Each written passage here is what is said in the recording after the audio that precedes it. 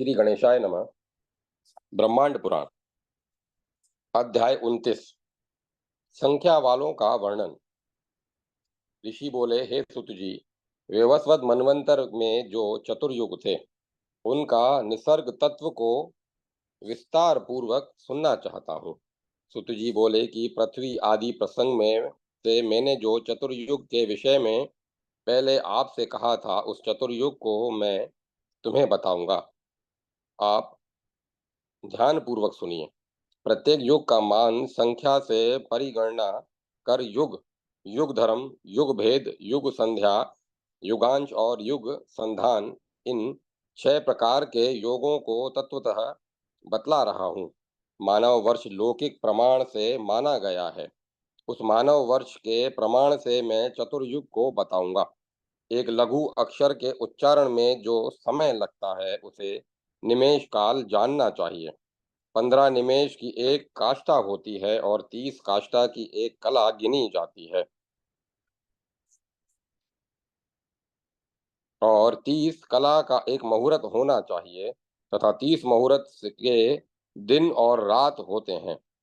दिन और रात का विभाजन सूर्य करते हैं। जो मानुष लौकिक दिन रात कहे जाते हैं, वहां पर दिन कर्मों को करने के लिए बताया है और रात्रि सोने के लिए बताई गई है। पितरों का एक दिन रात मनुष्यों के एक मास के बराबर होता है। इसके फिर उसका भी विभाग हो जाता है। कृष्ण पक्ष तो उनका दिन और शुक्ल पक्ष सोने के लिए रात्रि होती है।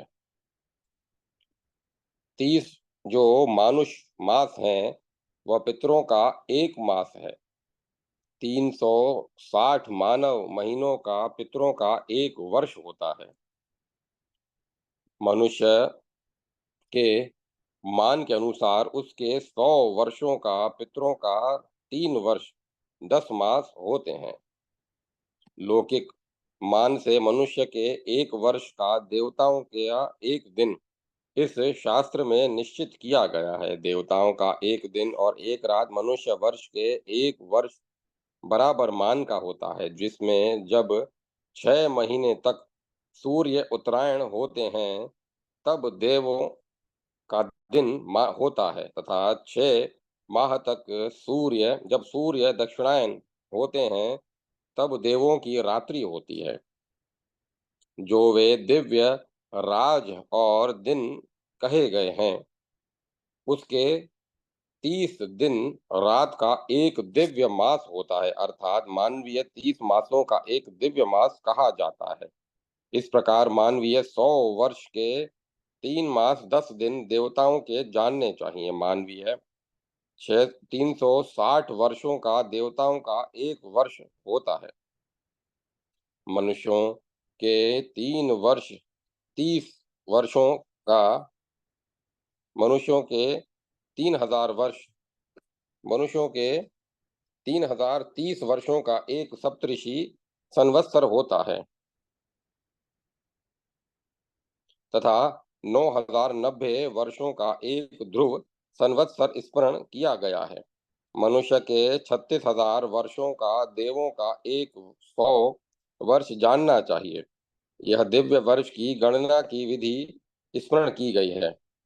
3 नियुक्त 60,000 3,60,000 मानव वर्षों का 1,000 दिव्य वर्ष संख्या जानने वाले विद्वान बताते हैं, अर्थात 360 मानव वर्ष का एक दिव्य वर्ष हुआ। इस प्रकार ऋषियों द्वारा दिव्य संख्या वाले दिव्य प्रमाण से ही युग संख्या की कल्पना की गई है।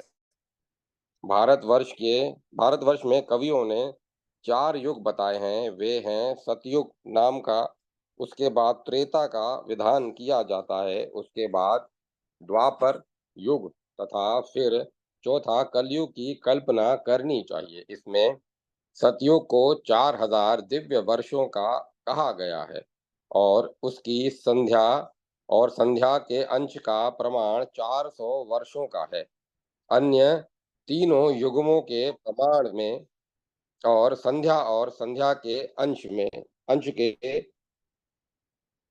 संध्या के अंश में क्रम से 1000 वर्ष तथा 100 वर्ष की कमी होती चली जाती है। इस प्रकार 3000 वर्ष का त्रेता और उसकी संध्यांश 300 वर्ष हुए। फिर 2000 वर्ष का द्वापर और उसकी संध्या एवं संध्यांश 200 वर्ष हुआ। इस प्रकार विद्वानों ने कलयुग को 1000 दिव्य वर्ष तथा उसकी संध्या और समय संध्यांश का समय 100 दिव्य वर्ष का माना है। यह सतयुग, त्रेता, द्वापर और कलयुग की कुल संख्या 12,000 वर्ष की कही गई है। यहाँ पर इस संख्या में ऐसे समझिए कि 4 सतयुग, 3 त्रेता, 2 द्वापर और 1 कली कुल हुए 10,000। उसके बाद 4 सतयुग की पूर्व संध्या, 4 पर संध्या 800 वर्ष हुए। फिर 3 त्रेता की पूर्व संध्या, 3 पर संध्या 600 वर्ष हुए। फिर द्वापर के 2 वर्ष पूर्व संध्या, 2 पर संध्या 400 वर्ष हुए। उसके बाद कलयुग का ये 1 पूर्व संध्या और 1 पर संध्या 200 वर्ष हुए। फिर 8, 6, 4, 2 कुल 2000 वर्ष अर्थात 2000 वर्ष हुए तथा 10,000 चारों का मान मिलाकर कुल चारों युगों का मान 12,000 दिव्य वर्ष हुआ। यह दिव्य वर्षों का प्रमाण है। यहाँ उसके बाद मानव वर्षों के प्रमाण से इस संसार में जो हुई है उसके अनुसार सतयुग की संख्या बताऊंगा, उसे सुनिए। तदनुसार सतयुग 14,40,000 वर्ष मानव वर्षों का कहा गया है। 10,80,000 मानव वर्षों का काल मान त्रेता युग का है। 7,20,000 मानव वर्षों का मान द्वापर युग का है तथा 3,07,000 मानव वर्षों का मान कलयुग का है। इस प्रकार यह चारों युगों का काल ऋतु और संध्यांश के बिना बताया गया है। इस प्रकार चारों युगों का काल 36 लाख मानव वर्षों का है। 43 लाख मानव वर्षों का काल चारों युगों का है तथा 20,000 मानव वर्षों का चारों युगों का संध्यांश है। इस प्रकार चारों युगों का कालमान 71 लाख वर्ष का है। इसी को मनवंतर कहा गया है। मनवंतर की संख्या तो वर्षों की और आगे समझिए। 3,67,20,000 मानव वर्षों का एक मनवंतर माना गया है।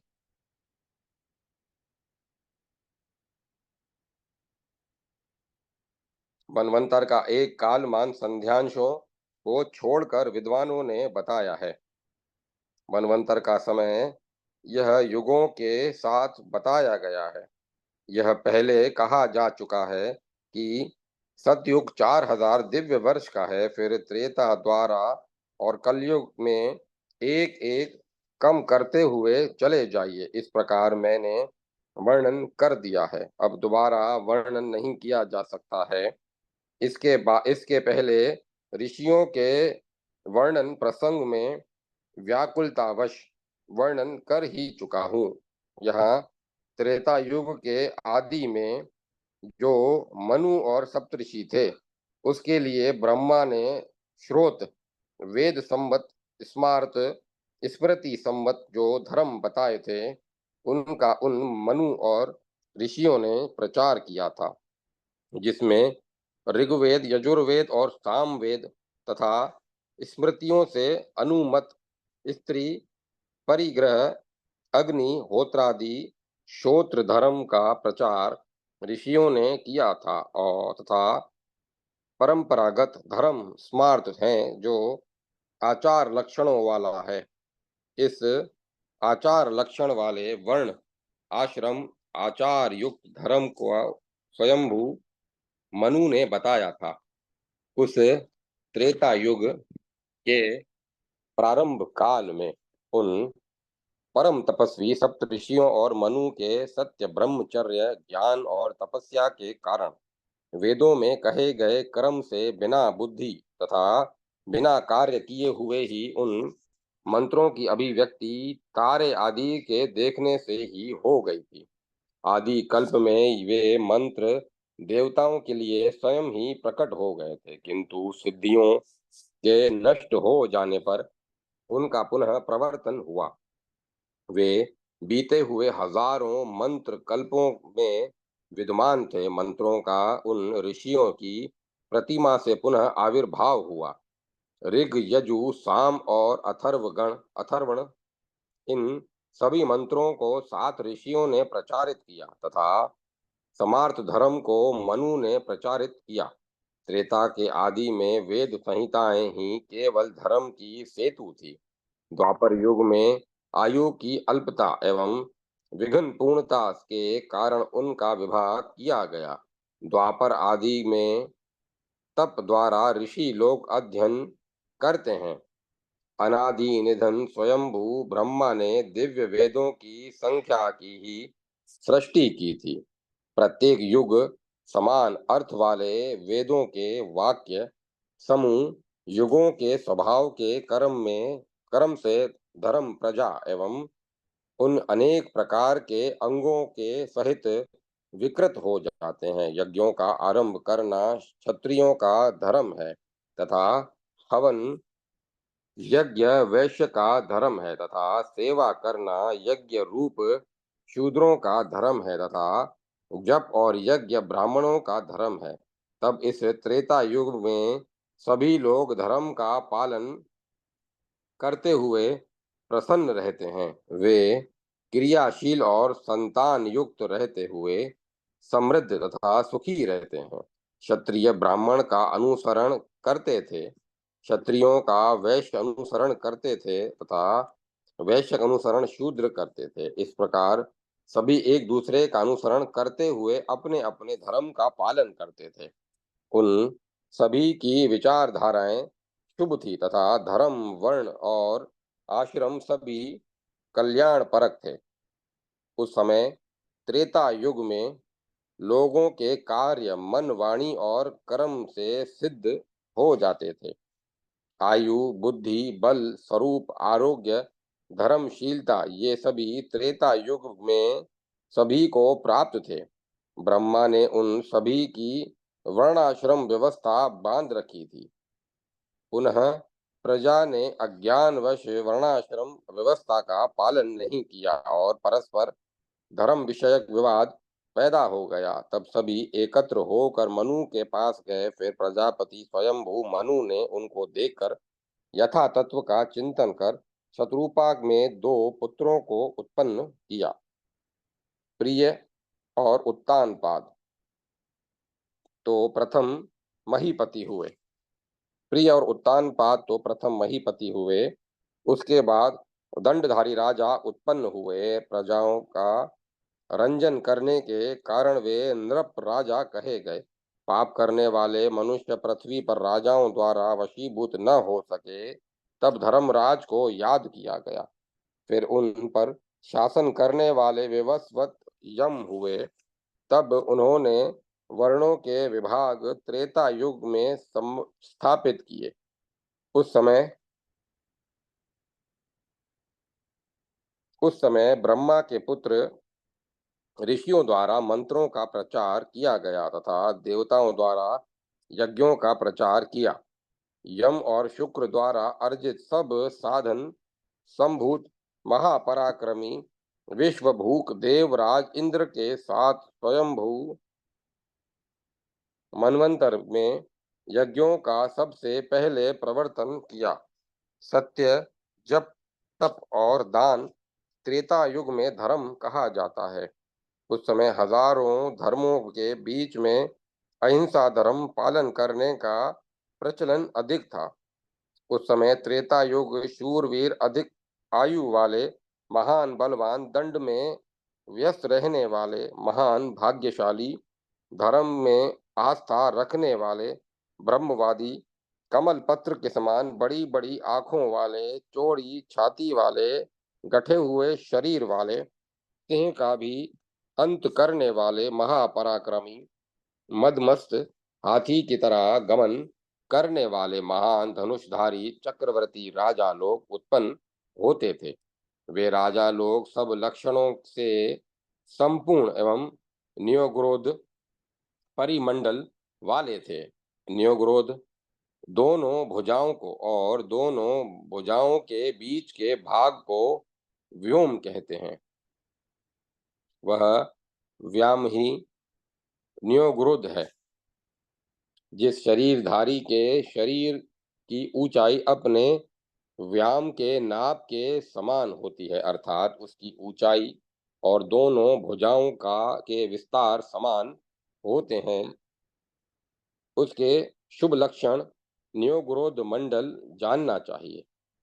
चक्र, रथ, मणि, पत्नी, कोश, अश्व, गज, ये 7 रत्न सब चक्रवर्ती राजाओं के थे। चक्र, रथ, मणि, खग और 5वां चरम, केतु और निधि के ये 7 रत्न प्राणहीन कहे गए हैं। भार्या, पुरोहित, सेनानी और रथकार, मंत्री, अश्व और हाथी का बच्चा, ये 7 प्राणधारी प्राणधारी रत्न कहे गए हैं। ये उपर्युक्त 14 प्रकार के रत्न दिव्य और युद्ध, राजनीति आदि सफलता प्राप्त कराने वाले होते थे तथा सभी चक्रवर्ती राजाओं के लिए विधेय थे। इस लोक में भूत भावन भविष्य काल में होने वाले चक्रवर्ती राजा लोग इस पृथ्वी पर विष्णु के अंश से पैदा होते हैं। भूत, भविष्य और वर्तमान जितने भी चक्रवर्ती राजा इस पृथ्वी पर पैदा होते हैं, उन सब के कल्याण के लिए ये उपर्युक्त 14 रत्न हैं। 4 और अद्भुत रत्न हैं, वे हैं बल, धर्म, सुख और धन। इन रत्नों को राजा लोग बिना एक दूसरे के विरोध के स्वतः ही प्राप्त करते हैं।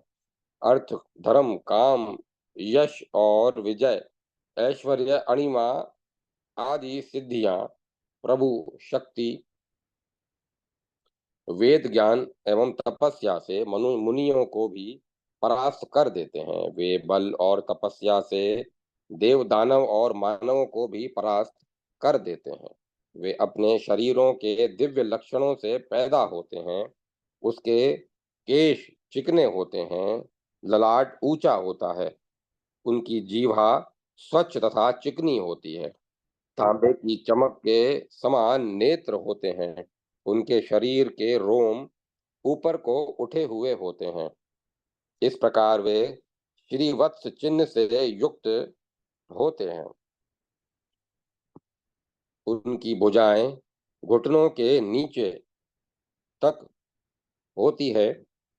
उसके हाथ ताम्र वर्ण के होते हैं और कमर पतली होती है। उनकी दोनों भुजाओं के बीच का भाग, जिसे न्योग्रोध कहा जाता है, वह बहुत विशाल होता है तथा सिंह के कंधों के समान उनके कंधे विशाल होते हैं और वे सुंदर लिंग वाले और गजराज के समान गति वाले होते हैं। उनकी ठुड्डी चिबुक चौड़ी होती है तथा पैरों में चक्र और मत्स्य तथा हाथों में शंख और पद्म अंकित होते हैं। 85,000 वर्ष के राजा राज्य करते हैं। उन चक्रवर्ती राजाओं की गति असंगत होती है। अंतरिक्ष में समृद्ध अंतरिक्ष में, समुद्र में और पर्वत पर गमन करते हैं। यज्ञ, दान, तप और सत्य त्रेता में धर्म कहा जाता है। उस समय वर्ण और आश्रम के विभाग के कर्म से धर्म प्रचलित था। मर्यादा की स्थापना के लिए दंड नीति प्रवृत्त होती थी। उस समय समस्त प्रजा हुष्ट पुष्ट रोग रहित पूर्ण मन वाली होती थी। उस समय त्रेता युग में वेद 4 पादों में विभक्त थे। उस समय वे मनुष्य 3000 वर्ष तक जीते थे तथा वे पुत्र और पौत्रों से घिरे हुए क्रम से मरते थे, अर्थात पिता बाबा के सामने बेटा या पोतों की मृत्यु नहीं होती थी। यह त्रेता युग का धर्म है। अब त्रेता की संध्या को सुनिए। त्रेता युग के स्वभाव के अनुसार ही उस युग की संध्या के लोग होते थे और संध्या का स्वभाव युगपात रहता है। इस प्रकार श्री ब्रह्मांड पुराण वायु प्रोक्त पूर्व विभाग द्वितीय अनुषंग पाद 29वां अध्याय संख्या वालों का वर्णन संपन्न हुआ। जय माता सरस्वती। जय माता सरस्वती। अध्याय 30वां यज्ञ प्रवर्तन वर्णन। शांशपायनी बोले, शांशपायनी ऋषि ने सुतजी से पूछा कि पूर्व स्वयंभू मनु के त्रेता युग में यज्ञ का प्रचलन कैसा था, उसको विस्तार पूर्वक बताइए। सतयुग के साथ सतयुग की संध्या के समाप्त होने पर तथा कला मात्र त्रेता युग के प्रारंभ होने पर, सृष्टि होने पर, पुनः औषधियों के पैदा होने पर, पुनः प्रजा के गृहश्रय प्रतिष्ठित पर ऋषियों ने तथा मनु ने किस प्रकार पुनः वर्णाश्रम व्यवस्था स्थापित की तथा समस्त संभारों को एकत्र कर कैसे यज्ञ को पुनः प्रचलित किया। उसके बाद सुत जी ने कहा कि पूर्व स्वयंभू सर्ग के अंत और त्रेता युग के प्रारंभ में जिस प्रकार मनु यज्ञ प्रचलित हुआ, उसको मैं पूर्व से लेकर अंत तक बताऊंगा, सुनो। पूर्व स्वयंभू सर्ग में जो सतियों की संध्या हुई और एक कला मात्र त्रेता युग की संधि प्रारंभ हुई, तब वृष्टि हुई और औषधियां उत्पन्न हुई। फिर वनस्पतियों को पैदा हो जाने पर, सतयुग के साथ समय बीतने पर, त्रेता युग में के प्रवृत्त होने पर, वृष्टि होने पर, औषधियों के उत्पन्न होने पर, प्रजा खाना पीने रहने सहने की व्यवस्था प्रारंभ होने पर, विश्व भोक्ता देवराज इंद्र ने वर्ण और आश्रम धर्म की व्यवस्था करके इस लोक और परलोक के कल्याणकारी कर्मों के में मंत्रों और संहिताओं का प्रचार कर उनका उन कर्मों में नियंत्रित कर सब देवताओं के साथ संपूर्ण सामग्रियों एवं सामानों सहित यज्ञ की प्रथा प्रारंभ की। उन इंद्र के इस अश्वमेध यज्ञ के मंडप में ऋषि लोग सम्मिलित हुए और मैध्य पशुओं द्वारा यज्ञ कार्य का प्रारंभ सुनकर आए हुए सभी ऋषिगण और पुरोहित गण उन निरंतर चलने वाले यज्ञ कार्यों में व्यस्त हो गए तथा जब उच्च स्वरों में सामवेद के छंदों का गायन होने लगा तथा जब छोटे छोटे कम आयु के बैलों के चारों तरफ यज्ञकर्ताओं ने लाना प्रारंभ कर दिया तथा जब पशु समूहों की चर्बियां वहां लाई जाने लगी और फिर उस यज्ञ में अग्निहोत्र ब्राह्मणों द्वारा उस हविष अग्नि में उनकी आहुतियां दी जाने लगी, यज्ञ में भाग लेने वाले जब देवतागण बुलाए जाने लगे जो कल्प के आदि में पैदा होते हैं, वे सब यज्ञ करने लगे। ठीक उसी समय जब यज्ञ का प्रेष काल था, ऋषिगण उठ खड़े हुए। ऋषियों ने तो न दीनहीन पशुओं को देखकर दुखी होकर इंद्र से पूछा कि यह आपके यज्ञ की कैसी विधि है। हिंसा युक्त धर्म करने की इच्छा से यह तुम्हारा महान अधर्म है। यह जो तुम्हारे यज्ञ में पशु वध हो रहा है, हे सुरोत्तम, यह धर्म को नष्ट करने के लिए अधर्म है, जो कि तुमने पशु हिंसा से प्रारंभ किया है। यह धर्म नहीं है, अधर्म है, क्योंकि हिंसा कभी धर्म नहीं कहा जाता। यदि तुम्हें यज्ञ करने की इच्छा है, तो वेद में जो विधि दिखाई गई है, यह उस अव्यय सेतु यज्ञ रूप धर्म से यज्ञ करो। हे सुरश्रेष्ठ, यज्ञ बीजों के द्वारा यथार्थ अन्नों आदि के द्वारा यज्ञ करने में हिंसा नहीं है।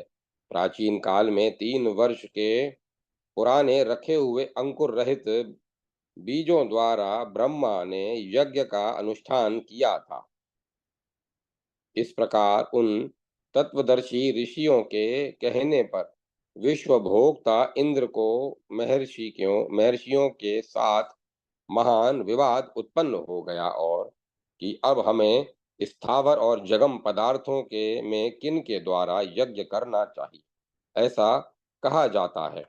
उन सब तत्ववक्ता महर्षिगण ने विवाद से खिन्न होकर इंद्र के साथ संधि करके आकाश में विचरण करके राजा वसु से पूछा, हे महाविद्वान उत्तानपाद के पुत्र राजन, हमें बताएं कि आपने यज्ञ की विधि किस प्रकार की देखी है। यह बताकर आप हमारे संशय को दूर करें। राजा वसु ने उनके वाक्य को सुनकर बलवान और दुर्बल का विचार न करते हुए वेद शास्त्र का स्मरण कर यज्ञ के तत्व को बताया। राजा ने कहा, यथाविधि यथावधि यज्ञोपवीत धारण करके यज्ञ करना चाहिए, तथा पशुओं की चर्बी से तथा अन्न और फलों से यज्ञ करना चाहिए। मैंने तो यज्ञ का हिंसा का स्वभाव देखा है। ऐसा आगम मुझे ज्ञात है। महर्षियों द्वारा आविष्कृत मंत्र समूह हिंसा के घोतक हैं।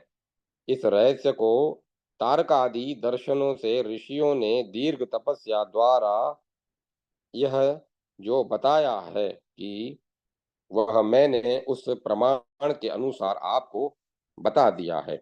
इसीलिए आप प्राप्त कर सकते हैं। यदि आप मेरी बातों को असत्य मानते हैं, तो मुझे क्षमा करेंगे। हे ब्राह्मणों, यदि उन मंत्रविदों को मंत्रादिकों के वचन प्रमाण हैं, तो यज्ञ में प्रवृत्त होवें, अन्यथा वेदों के वाक्य असत्य समझें। राजा वसु की बात सुनकर निरुत्तर होकर उन योगात्मा तपस्वियों और ऋषियों ने उससे कहा है कि हे राजन, तुझे बुरे कार्य का फल अवश्य मिलना है। यह देखकर वाग्यत हो गए, अर्थात बिल्कुल चुप हो गए। तथा जब राजा वसु ने ऐसा कहा, तो इतना कहने मात्र से ही राजा रसातल में प्रविष्ट हो गया।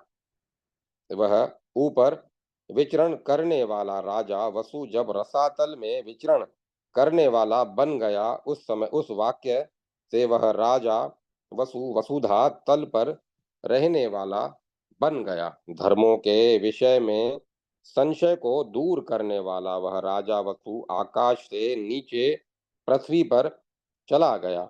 अतः बहुत जानने वाले भी किसी व्यक्ति को धार्मिक संशय में कुछ नहीं बोलना चाहिए, क्योंकि धर्म के अनेक द्वार होते हैं तथा धर्म की बहुत सूक्ष्म और दूर तक गति है, अर्थात धर्म का वास्तविक ज्ञान बहुत ही गूढ़ है। उसी कारण स्वयंभू मनु के अतिरिक्त देवों और ऋषियों में कोई भी निश्चित रूप से धर्म तत्व का निर्णय नहीं कर सकता। उन स्वयंभू मनु के अनुसार महर्षियों ने अहिंसा को धर्म का द्वार बताया है। प्राचीन काल में सहस्त्रों करोड़ ऋषिगण अपने अपने तपों के प्रभाव से स्वर्ग को चले गए हैं। इसी कारण ऋषिगण यज्ञ तथा दान की प्रशंसा नहीं करते। वे तुच्छ मूल फल शाक जल पात्र आदि दान करके अपने विभव से ऋषि लोग स्वर्ग लोक में प्रतिष्ठा प्राप्त करते हैं। किसी से वेर न करना और लोभ न करना, तप प्राणियों पर दया इंद्रियों का दमन, ब्रह्मचर्य तथा सत्य, करुणा, क्षमा और धैर्य, ये सब सनातन धर्म के मूल हैं और बहुत ही कठिनाई से प्रयुक्त किए जा सकते हैं। ब्राह्मण, क्षत्रिय आदि निष्पाप महापुरुष तपस्या से सफलता प्राप्त किए हुए सुने जाते हैं। प्रियव्रत, उत्तानपाद, ध्रुव, मेधातिथि, वसु, सुधामा, विरज, शंख, पांड्य से उत्पन्न राजागण, प्राचीन भैर्ष प्राचीन बहिर्पर्जन्य, हविर्धान आदि राजा, ये सब तथा अन्य बहुत से अपने तपों से स्वर्ग को चले गए। राजऋषि तथा महापराक्रमी जिनकी कीर्ति प्रतिष्ठित हुई, उसी कारण से यज्ञ से तप को सभी के द्वारा विशिष्ट कारण माना गया है। पहले ब्रह्मा ने तप से इस विश्व को रचा है, इसीलिए यज्ञ कभी भी तप से बढ़कर नहीं हो सकता। यहाँ तप ही मूल कहा जाता है। यज्ञ द्रव्य और मंत्रात्मक होते हैं तथा तप अंशनात्मक होता है, अर्थात यज्ञ द्रव्य और मंत्र की से सिद्ध होते हैं तथा तप बिना अन्न जल के भूखे रहकर किए जाते हैं। यज्ञ से मनुष्य देवों को प्राप्त करता है और तप से वैराग्य प्राप्त करता है। ब्राह्म कर्म संन्यास से और वैराग्य से प्रकृति पर विजय प्राप्त होती है तथा ज्ञान से वैकल्य मोक्ष प्राप्त होता करता है। ये 5 गतियां बताई गई हैं। इस प्रकार स्वयंभू मनवंतर के काल में देवताओं और ऋषियों का यज्ञ में प्रवृत्त होने का यही विशेष व्यवहार था। उसके बाद हारा हुआ वसु को देखकर और उनके वाक्य का अनादर कर जब सब ऋषि लोग अपने अपने गंतव्य स्थान पर चले गए, फिर उन मुनियों के चले जाने पर देवताओं ने यज्ञ को समाप्त कर दिया। इस स्वयंभू मनवंतर में यज्ञ का प्रचलन था। उस समय से लेकर यह यज्ञ युगों के साथ बदलता रहा और चलता रहा है। इस प्रकार श्री ब्रह्मांड पुराण वायु प्रोक्त पूर्व भाग द्वितीय अनुषंग पाद 30वां अध्याय यज्ञ प्रवर्तन वर्णन संपन्न हुआ। जय माता सरस्वती। जय मां सरस्वती। अध्याय 31वां, चतुर्युगों का वर्णन। सुत जी बोले, अब इसके बाद मैं द्वापर युग की विधि को पुनः वर्णन करूंगा। त्रेता युग के क्षीण होने पर द्वापर युग आता है। त्रेता में मनुष्यों की जो सिद्धियां प्राप्त होती हैं, वे द्वापर युग के प्रारंभ होने पर नष्ट हो जाती हैं। त्रेता के बाद द्वापर युग में प्रजाओं में परस्पर वर्णों के कार्यों में परस्पर भेद भाव विपरीतता प्रवृत्त हो जाती है। यज्ञ का निश्चय, दंड, मद, दंभ, क्षमा और बल, ये सब रजोगुण और तमोगुण से युक्त हो जाते हैं। यही प्रवृत्ति द्वापर युग में कही गई है। पहले सतयुग में जो धर्म है वह त्रेता में लागू हो जाते हैं। वह द्वापर युग में व्याकुल होकर कलयुग में नष्ट हो जाता है। वर्णों का पूरी तरह से नाश हो जाता है और आश्रम व्यवस्था भी बहुत संकीर्ण हो जाती है। बहुत कम लोग आश्रम धर्म का पालन करते हैं। उस युग में श्रुति, वेद और स्मृति की दो विधियां प्रचलित हो जाती हैं तथा द्वापर युग में उन दोनों वेदों और स्मृतियों के द्वारा भी निश्चय नहीं प्राप्त होता है। तब प्रजा किसी निश्चय पर नहीं पहुंचती है। अतः वह अतः वहां कोई धर्म तत्व नहीं विद्यमान रहता। लोग दुविधा में पड़ जाते हैं। जब धर्म विद्यमान नहीं रहता तब मनुष्यों के मित्रों में परस्पर भेदभाव पैदा हो जाता है। इनमें परस्पर भिन्न भिन्न मतियां पैदा हो जाने से लोगों में दृष्टि विभ्रम पैदा हो जाता है। लोग किसी भी विषय का कारण और विकल्प नहीं खोज पाते।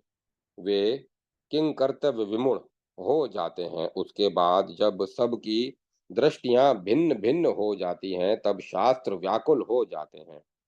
एक वेद जो चार पाद में त्रेता युग में था वही वहां विद्यमान रहता है। मनुष्यों की आयु कम हो जाने के कारण द्वापर और कलयुग में वेद व्यास ने वेदों के चार भाग किए। इसके बाद भी ऋषि मंत्रों द्वारा वेदों का पुनर्विभाजन हुआ, जिसमें स्वर और वर्ण के विपर्य से मंत्र और ब्राह्मण दो भाग हुए। द्वापर में महर्षियों द्वारा ऋग्वेद, यजुर्वेद और सामवेद की संहिताएं पढ़ी जाती हैं, जिनमें कुछ संहिताएं तो सामान्य रही और कुछ विकृत हो गई। कहीं कहीं किसी मंत्र के अर्थ में लोगों की दृष्टि भिन्न हो गई। कोई उसका अर्थ किसी तरह करने लगा, कोई किसी तरह। परिणाम स्वरूप ब्राह्मण भाग, कल्प सूत्र और मंत्र भाग तथा अन्य प्रकार के भाग उत्पन्न हो गए। द्वापर युग में जो कोई नियम प्रवर्त होता है वह कलयुग में समाप्त हो जाता है। पूर्व काल में केवल यजुर्वेद का एक अथर्वयु कर्म था। अब द्वापर में उसमें दुविधा पैदा हो गई। सामान्य और विपरीत अर्थों से शास्त्रों में अनुकूलता पैदा हो गई। अथर्वय यजुर्वेद वर्णित यज्ञ कार्य के समाप्त हो जाने पर अत्यंत व्याकुलता हो जाने से अनेक प्रकार के अर्थों से अथर्ववेद, ऋग्वेद और सामवेद के चारों ओर विकल्पों से अर्थ होने लगे। जब द्वापर युग में वेदों के अर्थों में अनेक भेद, फिर भेदों के भेद तथा फिर विकल्पों से अपार संख्या हो गई। इस प्रकार यह स्थिति द्वापर में लागू होती है और फिर कलयुग में समाप्त हो जाती है। अर्थात वेदों शास्त्रों में तरह तरह के विचार द्वापर में पैदा होते हैं। अर्थात वेदादि शास्त्रों को लोग मानते हैं, परंतु सबके उनके अर्थों के विषय में भिन्न भिन्न विचार हो जाते हैं। परंतु कलयुग में तो वेद कलयुग में तो वेदादि शास्त्र समाप्त ही हो जाते हैं।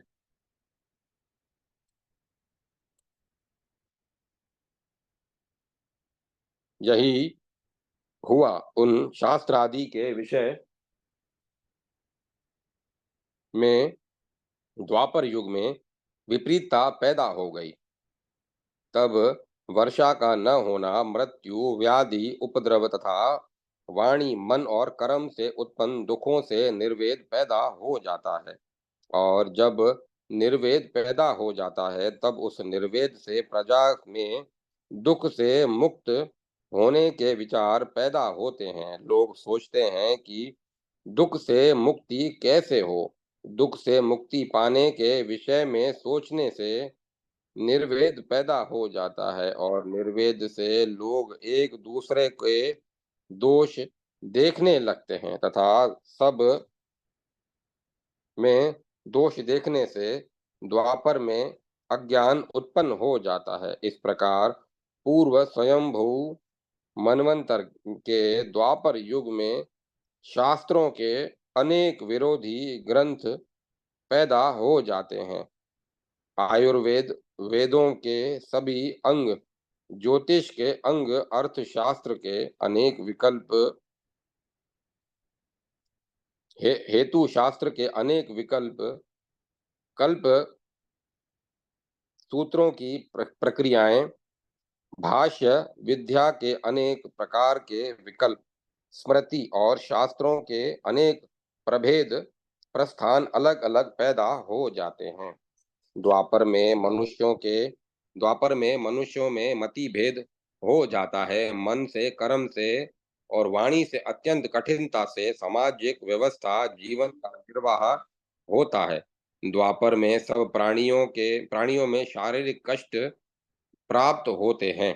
लोभ की प्रवृत्ति पैदा हो जाती है। वणिक बुद्धि तत्वों का अनिश्चय, वेद शास्त्र का प्रणयन, धर्मों में संकरता, वर्ण व्यवस्था का विनाश तथा काम क्रोध पैदा हो जाते हैं। द्वापर में राग, लोभ तथा वध पैदा हो जाते हैं। द्वापर में वेद व्यास वेद के 4 भाग पर कर देते हैं। समस्त द्वापर युग में द्वापर की संध्या तो ऐसी होती है कि उस समय धर्म गुणहीन हो जाता है। उसी प्रकार द्वापर का अंतिम एक चरण ही द्वापर की संध्या कहा जाता है। द्वापर के अवशेष भाग को, कली के प्रारंभ को ही द्वापर की संध्या समझिए। द्वापर के एक अंश के शेष रहने पर कलयुग की भी प्रतिपत्ति हो जाती है। जब प्रजा में हिंसा, असूया, असत्य बोलना, माया और तपस्वियों का वध प्रारंभ हो जाता है। ये सब कलयुग के स्वभाव हैं, जिन्हें प्रजा अपना साधन बताती है। यही प्रजा का धर्म हो जाता है। असली धर्म तो नष्ट हो जाता है। मन से, कर्म से और स्तुति से जीविका सिद्धि हो अथवा न हो, अर्थात मन, कर्म और स्तुति करने के बाद भी लोगों की जीविका होने में संदेह नहीं बना रहता है। कलयुग में महामारी, लगातार भूखमरी, अनावृष्टि, भय, घोर देशों में उथल पुथल सर्वदा मची रहती है। स्मृतियों का लोक में कोई प्रमाण नहीं। लोग स्मृतियों को प्रमाण नहीं मानते। कोई बच्चा गर्भ में ही मर जाता है, कोई युवा अवस्था में मरता है, कुछ बेचारे कुमार कुमारावस्था में ही मर जाते हैं। कलयुग में प्रजा की यही दशा होती है। कलयुग में बुरी बात तो अच्छा बुरी बात को अच्छा मानने वाले, बुरी बात को पढ़ने वाले, दुष्कर्म करने वाले, बुरे ग्रंथों का अध्ययन करने वालों के द्वारा ब्राह्मणों के कर्म का भेद हो जाता है, जिससे प्रजा में भय पैदा हो जाता है। कलयुग में मनुष्यों में सर्वत्र हिंसा, माया, ईर्ष्या, क्रोध, असूया, अक्षमा, क्षमा न करना, राग और लोभ पैदा हो जाता है। कलयुग में लोगों के में अत्यंत क्षोभ पैदा हो जाता है। उस समय लोगों की आयु 100 वर्ष की हो जाती है। उस समय ब्राह्मण लोग वेदों का अध्ययन नहीं करते और ब्राह्मण, क्षत्रिय एवं वैश्य यज्ञ नहीं करते तथा क्षत्रिय और वैश्य सहित सभी लोग नष्ट होने लगते हैं। उस समय शूद्र वर्ण तथा अन्य जातियों के साथ ब्राह्मणों का शयन आसन एवं भोजन आदि में संबंध स्थापित हो जाता है। राजा लोग अधिकतर शूद्र जाति को के हो जाते हैं और वे पाखंड फैलाते हैं। उस समय गुणहीन प्रजा सर्वत्र पैदा हो जाती है। आयु, बुद्धि, बल, रूप और कुल नष्ट हो जाते हैं। शूद्र ब्राह्मणों का आचरण और ब्राह्मण शूद्रों का आचरण करने लगते हैं। कलयुग के अंत की स्थिति में राजा लोग चोर हो जाते हैं और चोर का आचरण करने वाले ही राजा बनते हैं। हे मुनि श्रेष्ठ, कलयुग के अंत में नौकर लोग भक्ति विहीन हो जाते हैं।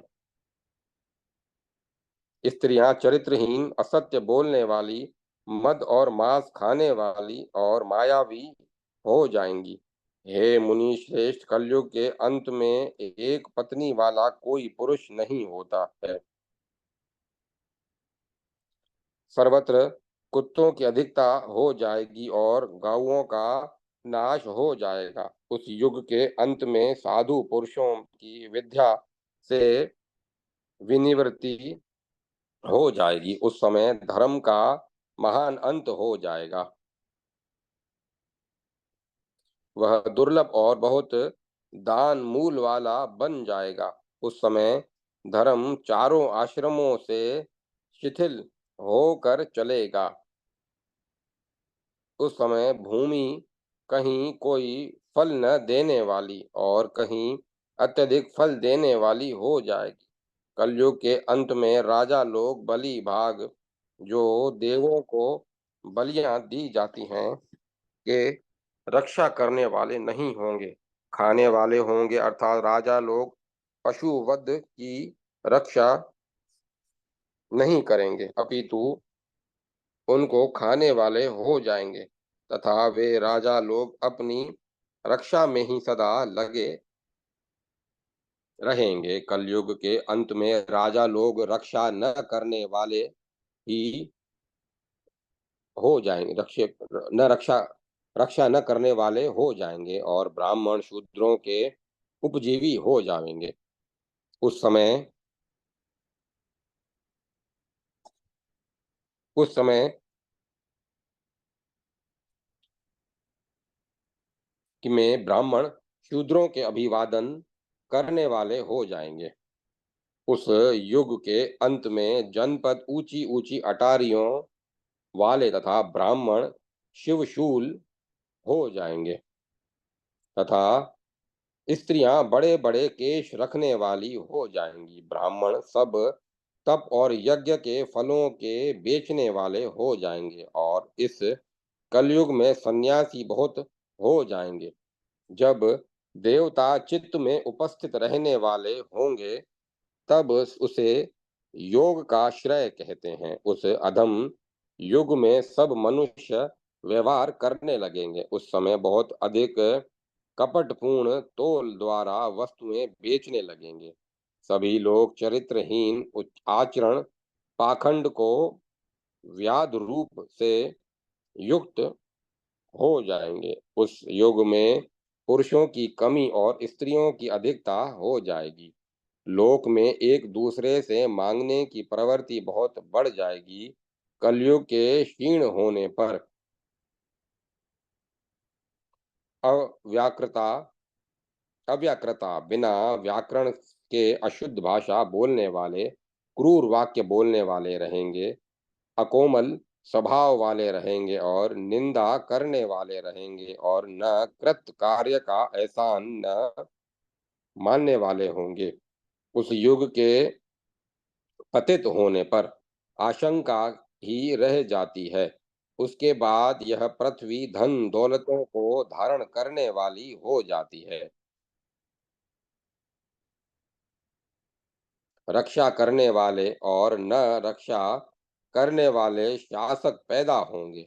दूसरे के रत्नों को चुराने वाले, दूसरों की स्त्रियों के साथ संभोग करने वाले पैदा होंगे। उस युग में कामात्मा, दुष्टात्मा, अधम, साहस प्रिय, चेतनाहीन, धृत, खुले केश वाले,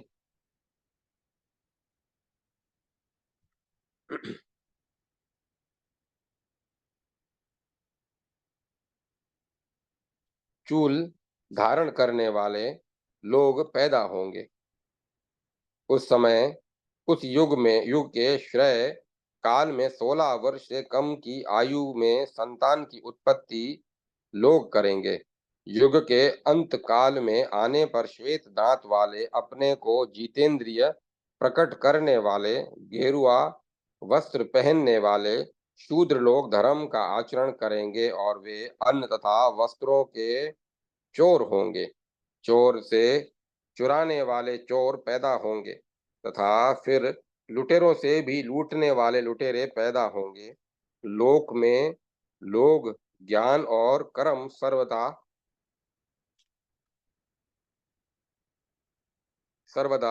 सर्वथा निवृत्त होकर निष्क्रिय निष्क्रमण हो जाएंगे। कीड़े चूहे सर्प मनुष्यों को पीड़ित करेंगे। कुशलता, आरोग्य तथा सामर्थ्य दुर्लभ होंगी, जबकि देश भूख, भय से पीड़ित होंगे। तब वहां उल्लुओं को बसाएंगे। दुख से पीड़ित वहां के लोगों की आयु अधिक से अधिक 100 वर्ष की होगी। उस समय कलयुग में सभी वेद कहीं पर पड़ते हैं, कहीं नहीं दिखाई पड़ते। वे वेद कष्ट प्राप्त करते हैं तथा यज्ञ केवल अधर्म से पीड़ित होते हैं।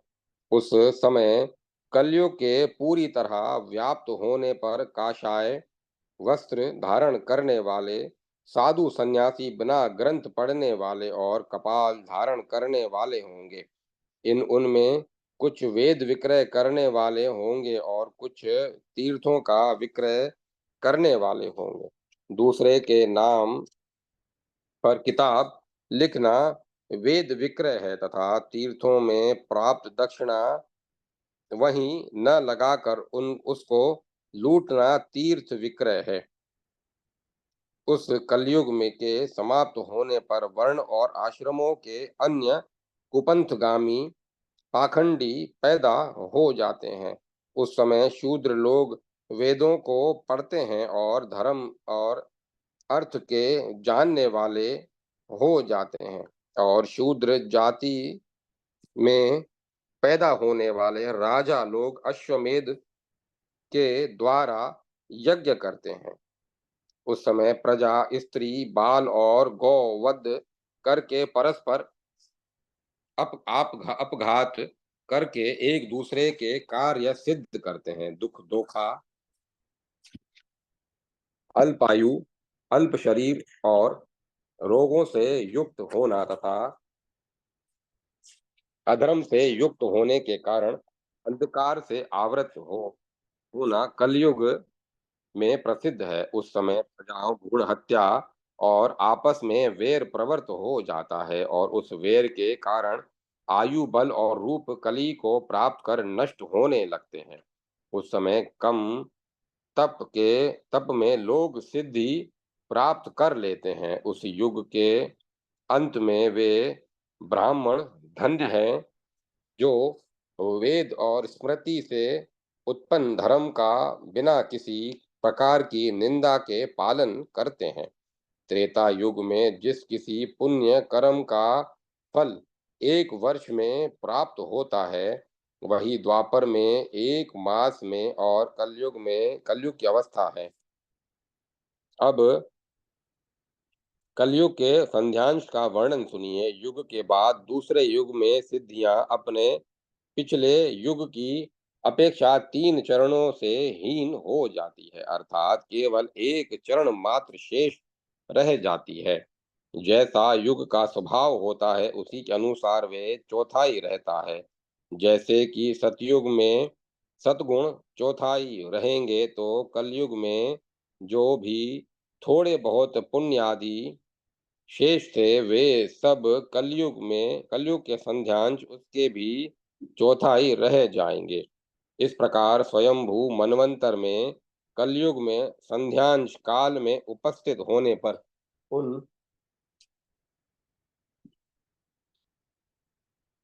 उपस्थित होने पर उन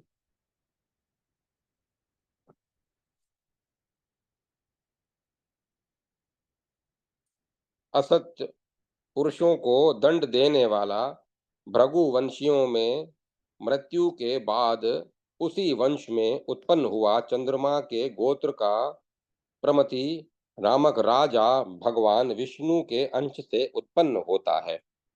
वह उस भूमंडल पर सैकड़ों शस्त्रास्त्रधारी ब्राह्मणों के द्वारा घोड़े, रथ और हाथी वाली विशाल सेना की सहायता से पूरे 20 वर्ष तक मलेच्छों का संहार करता है।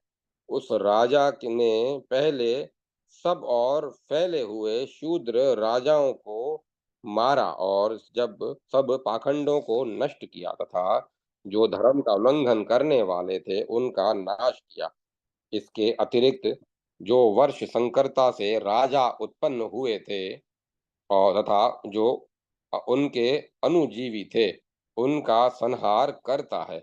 इसके बाद वह राजा उत्तर देशीय, मध्य देशीय, पर्वतीय, पूर्व देशीय, पश्चिम देशीय तथा विंध्य पर्वतीय, उसी प्रकार दक्षिण देशीय द्रविड़ और सिंहलों के साथ गांधार, पारद, पौरव, यवन, शक, तुषार, बर्बर, चीन, चुलिक, दर्द, खश देशों और लोर, लंपक, सक्तक, किरात की जातियों वाले बलवान मलेच्छों का अंत करता है और फिर अजय वह राजा वसुधा पर विचरण करता था।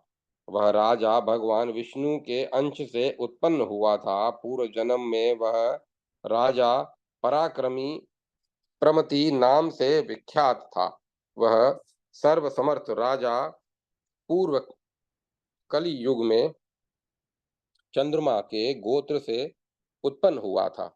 32 वर्ष की आयु में 20 वर्षों तक शासन करते हुए वह राजा समस्त प्राणियों को विघ्न रहित करता हुआ पृथ्वी को क्रूर कर्म से निर्भिज करके अर्थात पृथ्वी पर क्रूर कर्म कर का कुल नाश करके आपस में आकस्मिक कोप के कारण उन अधार्मिक पापी शूद्रों को दंड देकर गंगा और यमुना के मध्य में अपने सहचर अनुयायियों के साथ शरीर त्याग करता है। उसके बाद उस संध्यांश काल में हजारों शूद्र वंशीय राजाओं और सभी मलेच्छों को नष्ट कर सैनिकों और मंत्रियों के साथ राजा प्रमति के स्वर्गस्थ हो जाने पर जहां तहां थोड़ी संख्या में प्रजाएं शेष रह जाती हैं, उसके बाद शासका भाव में प्रजाएं लोभाविष्ट हो जाती हैं तथा परस्पर एक दूसरे की निंदा करते हुए उपवास करते हैं।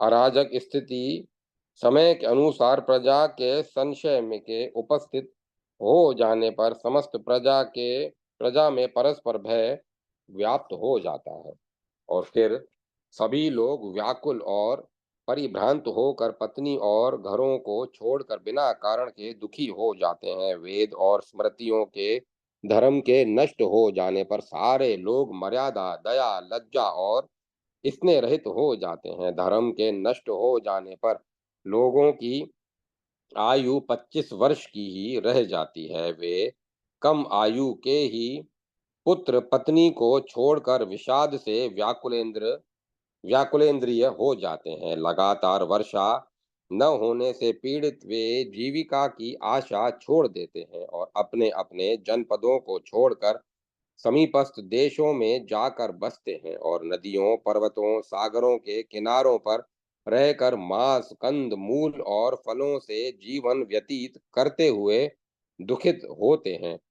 चीर कर्म के कारण चीर कर्म के धारण स्त्री पुत्रादि से विरहित मर्यादाहीन वर्ण और आश्रम से परिभ्रष्ट घोर घोर वर्ण संकरता से उत्पन्न वे प्राणी इस सीमा को प्राप्त कर बहुत कम शेष रह जाते हैं।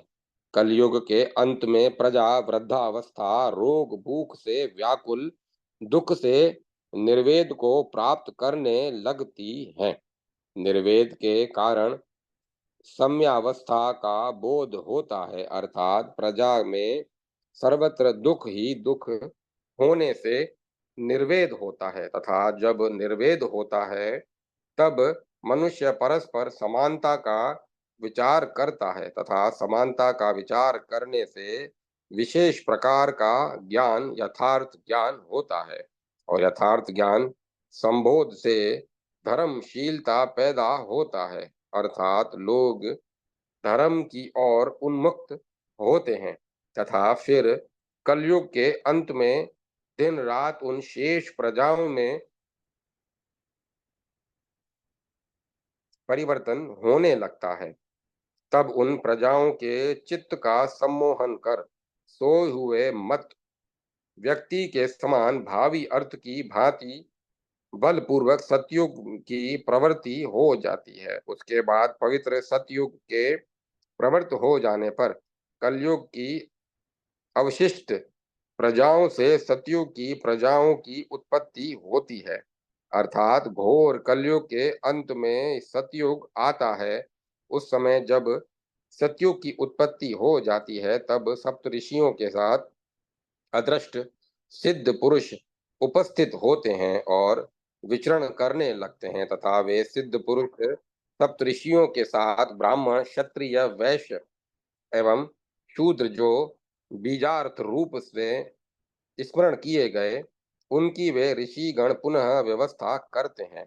वे कली में उत्पन्न होने वालों के साथ उस समय बिल्कुल समाप्त हो चुके थे। उन सब को सप्तऋषि लोग धर्म का उपदेश करते हैं तथा दूसरों को वर्ण और आश्रम के आचरण युक्त वेद और स्मृतियों से के धर्म का उपदेश देते हैं, जिससे सतयुग की प्रजाएं उन क्रियाशील कार्यों में प्रवृत्त होती हैं। अर्थात सब प्रजा वेद स्मृति विहित वर्ण आश्रम धर्म को अपने व्यवहार का विषय बनाती हैं। इस प्रकार सतयुग में पैदा होने वाले सप्तऋषि द्वारा दिखाए श्रोत्र और स्मार्त धर्म में ये सप्तऋषिगण किसी धर्म की व्यवस्था बनाने के लिए युगशय युगश्रय से ही विद्यमान रहते हैं, तथा सभी मनवंतरों में धर्म की व्यवस्था करने के लिए ये ऋषिगण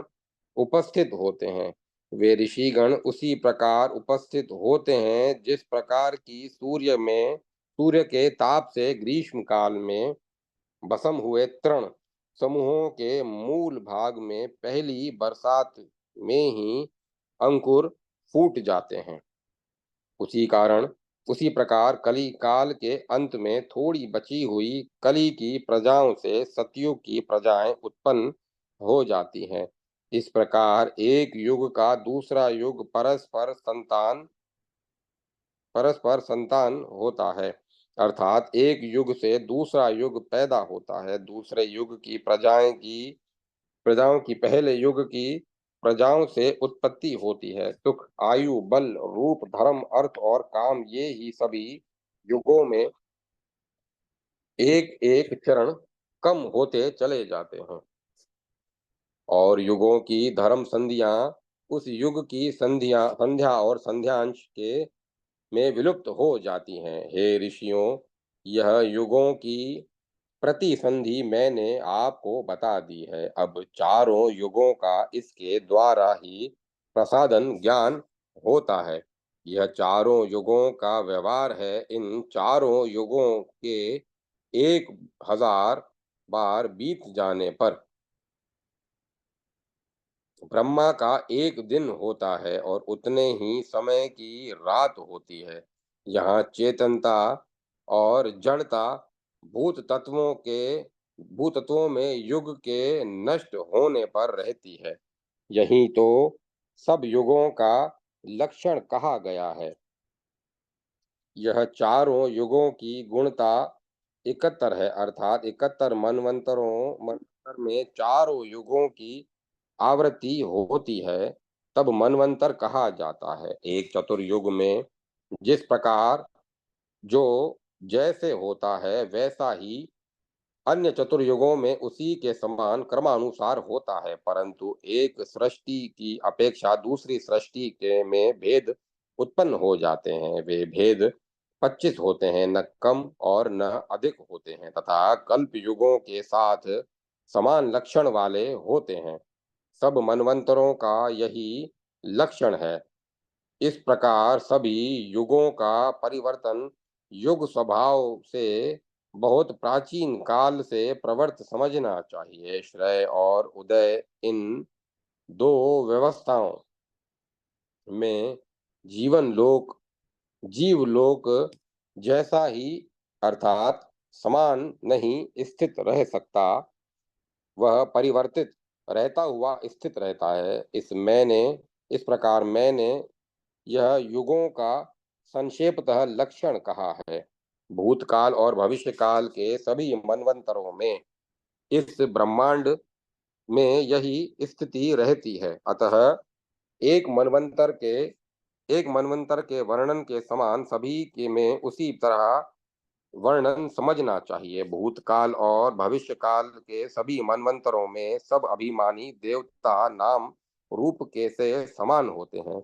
ये वे 8 प्रकार के देव ऋषि तथा मनुगण सब समान प्रयोजन वाले और सब मनवंतरों के ईश्वर सृष्टा होते हैं। इस प्रकार वर्ण और आश्रमों के विशेष विभाग प्राचीन युग में युग युग स्वभाव के अनुसार सदैव प्रभु संपादित करते हैं। यहाँ तक वर्ण आश्रमों के विभाग युग और युग सिद्धियों का अनुषंग से वर्णन किया जाता है। अब तक सृष्टि सर्ग का वर्णन सुनिए। अब मैं विस्तार से पूर्व से लेकर सभी युगों में स्थिति को बताऊंगा। इस प्रकार श्री ब्रह्मांड पुराण वायु प्रोक्त पूर्व भाग द्वितीय अनुषंग पाद 31वां अध्याय चतुर्युग का वर्णन संपन्न हुआ। जय माता सरस्वती। जय माता सरस्वती। ओम नमः शिवाय। ओम नमो भगवते वासुदेवाय। ओम तत्सत। ओम तत्सत। ओम तत्सत।